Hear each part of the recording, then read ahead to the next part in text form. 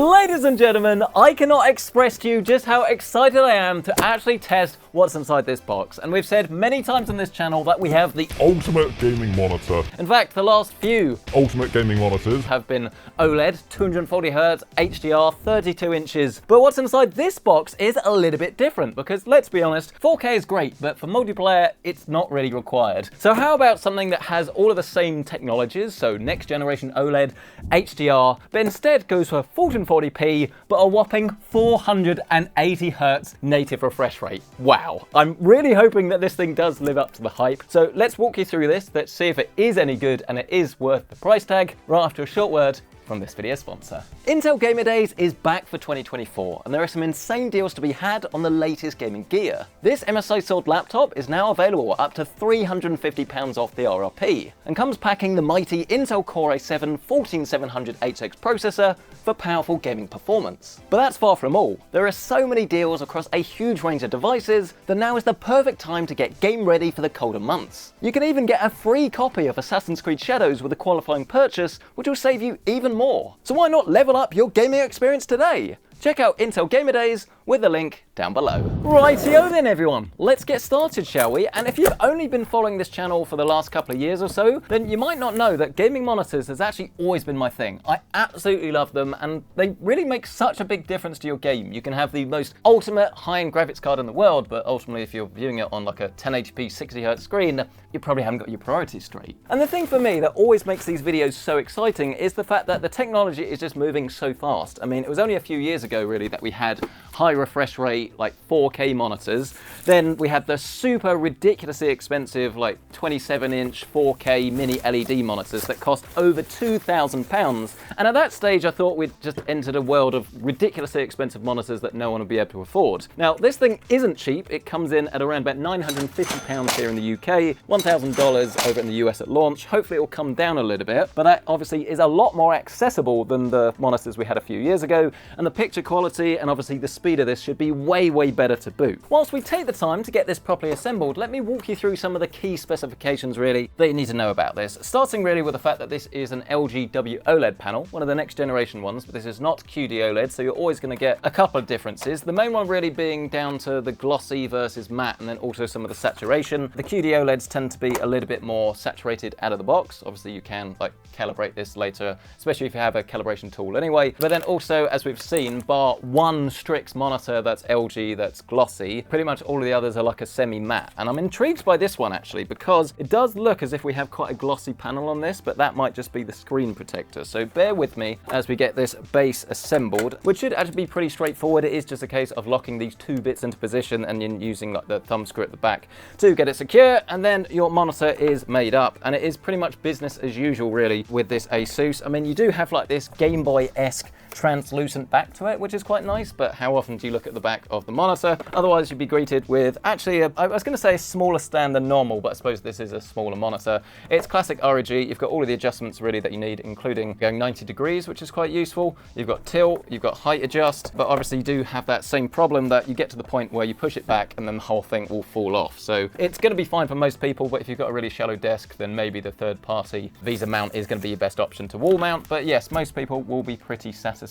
I will also say that you do get a few accessories and things inside the box as well, mainly really just being your cables. You've got USB, which is quite useful on this because you can actually control the on-screen menu with your computer, saving you having to like fiddle through with all the buttons. You've got cleaning cloth, then you've got DisplayPort 1.4 and you get your cable included, and then you have two HDMI 2.1s on the back of this, but you only get one cable here inside the box. So if you've got two devices, you'll need to get an extra cable. You have your power brick, which is actually comparatively tiny compared to some of the others, especially like the PG32 UCDM. That one had quite a big power brick. Alienware monitors tend to use a standard kettle lead, whereas yes, the ASUS goes for a power brick. Doesn't make much difference, but just to let you know. And then last but certainly not least, for anyone interested, you get your ROG Beam logo attachment cradle thing that attaches to the underside of the monitor. And then if you do want to swap this out for one of the other designs or something custom, you get all your discs and things inside the box. I personally think it's very gimmicky and I always turn it off, but obviously it's entirely up to you. But anyway, enough dilly-dallying. Let's get this thing plugged in and actually see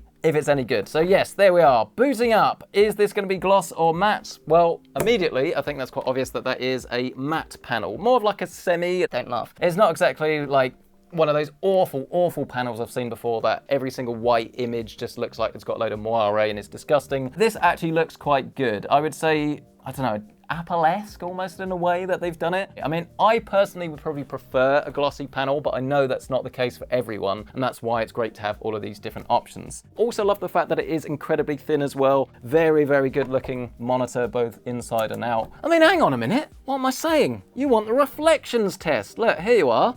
Definitely a matte panel, but does still pick up things in the room. So if you can control the light, that's always going to give you the best results. But I mean, compare this to a glossy monitor, it's pretty much night and day. And also compare it to a curved display, it obviously picks up, I would personally say less reflections, but then when it does pick one up, it's a lot worse. So if you can have a bit more flexibility to where you're working or controlling the light in your room, it is always going to help you out. But if you are in a brightly lit environment, then obviously, yes, this is going to be better. So okay, so far so good, but how does this feel? Well, pretty awful actually. I mean, that is clearly running at 60 Hertz. Feels like there's a bit of lag there. So let's go into our display options and actually adjust this. And we are going to do this in two parts because I bet you guys have already noticed that we've got this cheaper looking system, shall we say, with an AMD stock cooler. And you're thinking, what is that all about? Well, I do want to test this with a mid-range PC. This has got a 7700 XT in it, and then we go all the way up to like a top-end 7800 X3D 4090 system, so we can see where it slots in essentially. But for now, let's see if we can actually get 480 Hertz straight out of the box. And actually, you might think that this is one of those monitors that would benefit from having like DisplayPort 2.1, but I'm fairly sure it can still do pretty much everything over DSC. So even if you do have a 4090, then you're still not really missing out on anything. I mean, this doesn't support DisplayPort 2.1, so this is what you get. And yes, that does feel pretty ridiculous. That is lightning fast. You can still get a tiny bit of trailing, but I mean, I'm doing this very extreme, but everything is super, super sharp. Let's get up our test UFO, and then let's have a look what we have. Well, I mean, there's a tiny bit of stutter, but that's the app. That's nothing to do with anything else. Honestly, that is pretty ridiculous. I have done this test so many times. I've used monitors and, as I say, done this for years and years. And I can honestly say, I don't think I've seen this test UFO looking as sharp as it does here. It's frankly ludicrous. I mean, obviously we did come very close when we had the LG, actually, the GS95, that does the dual mode, so you can get full HD at 480 Hertz, but then that isn't as sharp as this, because obviously you do have that little bit extra resolution. So that is pretty wild. And if you are someone that really cares about having the best response time possible, this is 0.03 milliseconds as it's rated, 480 Hertz. As long as you can actually pump that signal in to playing more esportsy titles and you still have a very high-end CPU and GPU, you're gonna be amazed by this. It's ridiculous. Out of the box impressions then, I gotta admit, so far pretty flawless, bar the fact obviously I prefer glossy. But that's beside the point. Let's actually see how this performs in some games. And actually one of the most important things for a lot of people if you're buying a new monitor, the next generation of gaming, is actually gonna be with HDR performance. So because this is an OLED monitor, I've got the Windows 11 calibration tool. I would highly recommend, doesn't matter what monitor you have, if you are playing an HDR, that you get that. It's gonna make your games look way, way better. Because it's OLED, you can actually slide this all the way down to 0, which is nice. Essentially you get this box that kind of shows you when your display can't actually go any darker or lighter. But as I say, it's OLED, so that one goes all the way to the left. This is the one that's a lot more interesting though, because this is gonna show us our maximum brightness, or at least what the display can interpret. Interpret's not a word, I've made one up. Essentially what your display can interpret. There you go, got there in the end. And essentially what we're working with here. So as we slide this up, the display gets brighter and brighter in this small window to the point where everything appears completely white. And at the moment that appears to be 1300 nits, which does actually check out because that is what ASUS rate as their peak brightness. But whether you're actually going to get this sustained, very unlikely, and whether you are getting the full 1300 nits, obviously you need more hardware to actually check. But yes, that does at least give us an idea of how bright this can get, which would be very good. This is our maximum full frame luminance test. So again, let's slide this all the way to the left. Interestingly, this is actually around about 1300 as well, so we're clearly not getting 1300 nits full frame, so we have to do a little bit more investigation to see what we can actually get. But this is at least going to calibrate your display so you can essentially see all of the details without it it's sending stuff to your monitor that it just can't cope with, and it appears completely blown out, white and horrible. But you know what? Ladies and gentlemen, enough talk. Let's actually get on to the bit that matters, which is gaming, and I'm going to start with HDR. And I've got to say, this is one of the most striking monitors I've used in a long, long time. I'll also say that this is not the best. If you're expecting the ultimate when it comes to image quality, then the 4K monitors, 240Hz, I would say, just because they're slightly bigger, maybe they're slightly brighter, but we've got this in the default mode, so it might change. But obviously the extra resolution as well, and the glossy panel, it does give you a better overall image. It's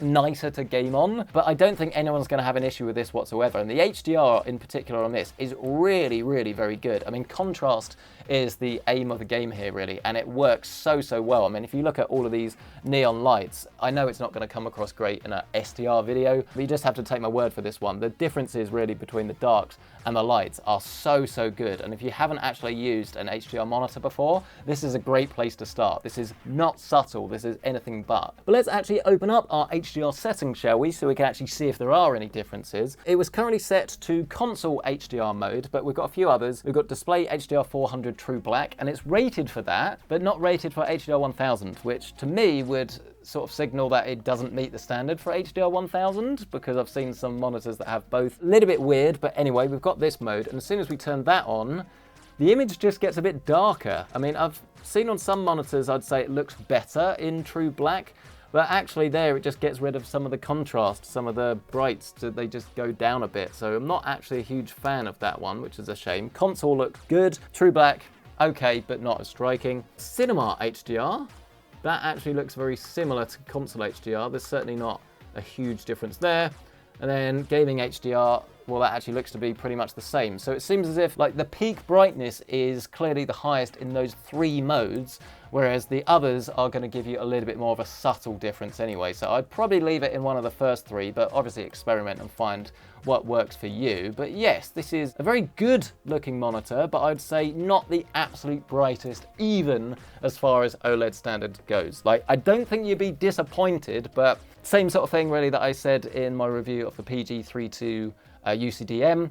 If you're used to like a flagship TV, it's not going to be as bright as that. Fast forward a couple of hours, and actually a couple of exciting things have happened. Firstly, I've had lunch. We had some air-fried fish cakes with some hash browns and peas, which was very on brand for me. But more importantly, we do actually have the latest update, latest firmware of this monitor ASUS have sent out, and I've got this uploaded, and we're now good to go. So I don't think that this new version is going to be the one that will ship to you. I still think you're probably going to have to do the firmware update on this in order to get this. Essentially, it's going to tweak a few things, have some bug fixes, but I think it's going to be HDR performance that's probably going to be changed the most by this. But again, it's something that we will change. But I do also want to take this opportunity to anyone really that is seriously considering getting an OLED monitor to be aware of some of the quirks, if you like. And essentially, OLEDs can suffer from burn-in. This is nothing new. You get a 3-year warranty on this that should cover like dramatic burn-in, so you've not got to worry too much. But the issue can be that there's a lot of preventative features on these monitors that can kind of hamper your overall experience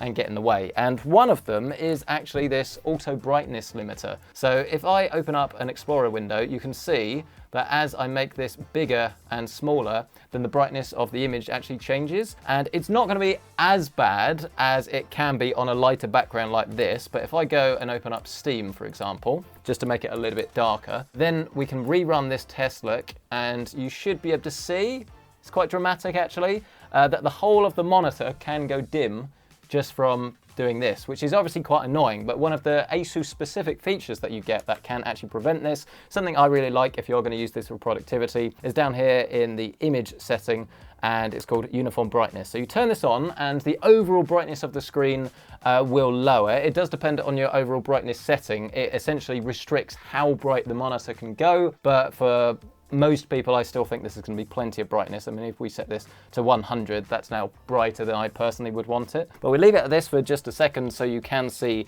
the difference. We've now got this turned on, and there's a slight amount of change, but to be honest, nothing really overly noticeable, especially compared to how it was. It's pretty much night and day. So yes, if you do go for an ASUS OLED monitor that has this feature, I think it's very good. I think you're probably going to use it, but I wouldn't advise obviously using this in games, and then you've got to remember to turn it off when you are gaming and then turn it back on when you're not. Depends what you're playing, of course, but usually you'll want to have the difference in brights and lights. That's kind of the whole point really. But when you turn it in HDR, obviously this is disabled and it will be dramatically worse anyway. I mean, let's test this out. HDR is on. We go back into our Steam window, do the exact same test. You can see it's nice and bright at the moment. And then yeah, as soon as we move this, obviously the whole thing gets a lot darker, a lot more dull. I mean, to be fair, this is probably something that you can change. If we go into the image settings, what do we have? We have the OLED anti-flicker that can reduce the amount of flicker when you're gaming and stuff, which is quite cool. We've got all of our HDR modes, vivid pixel, but actually it doesn't look as if you can really like change any of the color options. Oh, and uniform brightness also works in HDR mode. I thought it would disable. Interesting. Maybe that's one of the reasons as well. Yes, that is one of the reasons that it did look a little bit duller. I would actually personally want the uniform brightness to only be in the mode that we selected it. I would want it on for SDR but then off for HDR. That seems a little bit odd to me. Well, at least I found out why the monitor was looking so dull. So here we are then, in my multiplayer title of choice, and I know I'm gonna get some heat for this, but realistically, this is the game I play, this is the game I enjoy, and in order to properly test this and see how it compares, I need to kind of play the same game in the same modes, in the same settings, in order to draw that comparison. So what you're seeing now is, of course, Fortnite. I play no build, and obviously you can set this to the performance mode if you want the highest frame rate possible. This is currently the high preset, and I want to draw your attention first off to actually the frame rate counter at the top left hand corner of your screen, because you will probably notice that we are not getting 480 FPS. I mean, pretty much half that. We're getting around about 240 frames a second. And you might be thinking, well, we just need to upgrade the PC, right? Well, this is pretty much the best spec you can get. This is a 4090 with a 7800 X3D. But that is the reality, right? And I want you guys to be aware of this going in. There will definitely be titles where you can do it, and we'll be testing that in just a second. But if you do primarily play something like Fortnite or Apex Legends, where you either have a frame rate cap or you just don't have the horsepower to actually play the game at that level of frame rate, then obviously you are going to run into problems. I mean, yes, again, we could run Fortnite in the performance mode, we'd get a much higher frame rate, but the game doesn't look great. And personally speaking, the way I choose to play games is probably around about 200 FPS and have them looking as good as possible. But if you want to turn performance mode on, then obviously do that. But realistically, you're still going to be getting a monitor that is ridiculously smooth. Because it's OLED, you're really not going to be getting much motion blur at all. And this does also have ELMB, which is ASUS's low motion blur mode. And you do have to turn HDR off for this. I think variable refresh rate as well, so no FreeSync or G-Sync. But this would actually be a good title to play this in, because if you're getting around about 240 FPS, then you get the smoothness associated with around about 480. But obviously you're not going to get that extra bit of responsiveness, that feel, because you're still only refreshing at 240 frames a second in terms of the input, the frames that you're actually sending from your PC. But yeah, I mean, this is clearly a fantastic gaming monitor. There's no doubt about that. And actually, before we move on to our 480Hz gaming, I do also want to address the fact that obviously this is a matte panel, and in gaming, I think it looks fantastic. It doesn't have as much pop, but as I say, it's not going to pick up as many reflections, so pick your poison. But if I had the option, again, I would still go for glossy over matte. So in the future, I think it'd be great if there was an alternative version of this that was glossy, but some people would just naturally prefer this anyway. Oh, and the best laid plans of mice and men. I don't actually have Counter-Strike Go installed, so while I'm doing that, I will calibrate this monitor for you and give you the results. But I'll also say that at max brightness, we're getting around about 231 nits, so not the absolute highest, but still more than anyone needs really. So if you're worried about SDR brightness, I wouldn't be on this. Rightio then, okay, we are now finished with that calibration. Let's save our profile.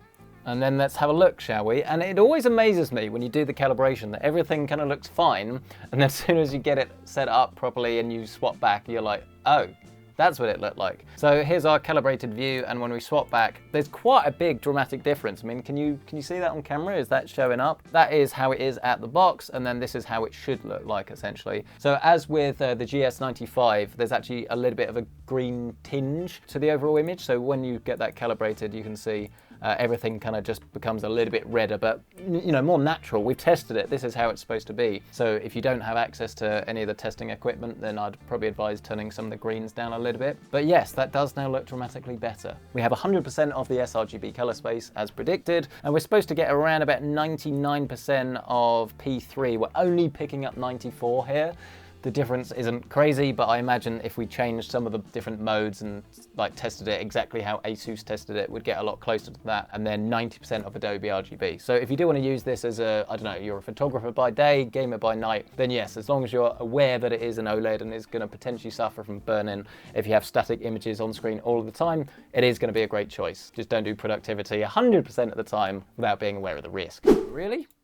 Is he actually allowed in the spawn? What is this game? I'm trying to do an intro to say, oh, we're now playing CS2. I hate this game, I really do. I'm so impatient. I do not like games that require a load of patient strategy. I just want to get in there and do what needs to be done. But yes, that doesn't really work with this. Point I was trying to make before all of this happened is that this is probably as smooth as we're going to get. We're currently running this, as I say, on a 4090. This is high settings, 1440p with FSR. And we are currently getting, what's that, around about 300 FPS or so at this precise second, about 333. So it's still not 480, and this is why I'm saying you do need to be very, very careful about the CPU and the GPU combination, because if you just buy this monitor expecting to get 480 FPS and everything, you're going to be disappointed. But anyway, I digress. This is pretty much going to be the creme de la creme of PC gaming right now. How does it feel? Is this the best thing since sliced bread, or is this like pretty normal? And I think like most things, it's kind of in the middle. I mean, I'm not very good at this game. I think that's going to be pretty apparent. But regardless, there's no doubt about it that when you move your mouse around, you'll feel so connected to the game that you really do have every advantage that you could possibly ask for. I mean, if you are not good at the game with this equipment, then it's either going to be that your PC is terrible, or more likely that you're just not really, oh, that was not bad, or you don't have the talents ready to get the most out of this, right? But just the fluidity of the game, the responsiveness, the tiny amount of input lag that you get here, it just allows you to sort of not see into the future. I mean, that's a bit bullshit, to be honest with you, but it does genuinely mean that obviously you get extra frames shown on your screen before everyone else, and whilst you don't consciously see them, you kind of still feel them, right? And it does make a big difference, and it does allow you to be a better player. I wouldn't say that this is going to turn you into an esports pro overnight, but if I was going to sit down and play proper competitive games like I probably will when Smite 2 launches, then yeah, I think I would choose to play it on this monitor over something like the UCDM, because 4K isn't going to help me here whatsoever. If you're into CS, I really can see the appeal of this, because you are going to be able to run it at a higher resolution and a higher frame rate than you would with more AAA titles. And because this does, of course, have that ELMB mode, then obviously you could run this at 240 Hz again and get extra smoothness, but you won't necessarily see all of the frames sooner, because obviously you're not feeding them into the system. But yes, pretty extraordinary experience, really. Well then, everyone. There we are, the PG27AQDP, a monitor that gets a lot of things right. I mean, it doesn't really get much wrong. It's just not the absolute best of the best. I'd say it's not quite as well-rounded as the 32-inch QD OLEDs and WOLEDs, but to be honest, it's not really that far off. I would be very happy to use this as my personal monitor if it wasn't for the fact that I prefer ultra-wide. I do a lot of productivity, and thus a gaming, not even a gaming only, but a gaming focused monitor doesn't make sense for my personal use case. I would strongly consider, and I'll probably leave you with the question of whether you actually need this level of monitor in the first place, because OLED monitors are coming down in price a lot, and getting down to the £500 mark now will get you a decent OLED monitor that, especially if you don't have a 4090 rig, is probably going to give you very similar levels of performance, because unless you are exclusively playing those esports titles where you can achieve those sky-high frame rates, then you're not going to be getting those sky-high frame rates, so you're paying for something that, okay, you can probably grow into, but still isn't going to give you that like performance benefit day one. How this compares to the competition? Well, as I say, this is obviously 27 inches, slightly smaller. HDR is not as good, whether that's brightness, which I think it is, or a mixture of brightness, immersion because of the size, and then also the fact that this is not a glossy panel. For that reason, I personally would go for the larger versions, and I would also go for a glossy panel, but I understand that everyone's different and you might want something that's smaller or not glossy. Anyway, I'm not going to repeat myself, you get the idea. I mean, the fact that you can get the Alienware at the time of filming for essentially the same sort of money, if you can get it on sale, probably slightly less than this, that's definitely going to lean, I think, a lot of people towards the 4K 32-inch option, which, especially for 4K, means you can see a lot more of that detail over a 27-inch monitor. Some people will wonder what the sub-pixel layout is on this and whether it's improved versus the previous generation, and the good news is that yes, it definitely is clearer compared to the Alienware Alienware that I personally use, which is the first generation G-Sync ultra-wide 34-inch monitor. It's definitely a little bit clearer on this. I wouldn't say it's night and day, but if that was something that bothered you before, then this would definitely be an upgrade that you can consider. I am going to do a full review, and we're obviously going to spend a lot more time with it. We'll do a lot more gaming, and if there are some potential flaws, then trust me, we're going to try and find them. As far as like general usage, there's not really anything that I don't like about this per se, other than the fact that it is expensive and the fact that I don't think everyone needs this. But I will leave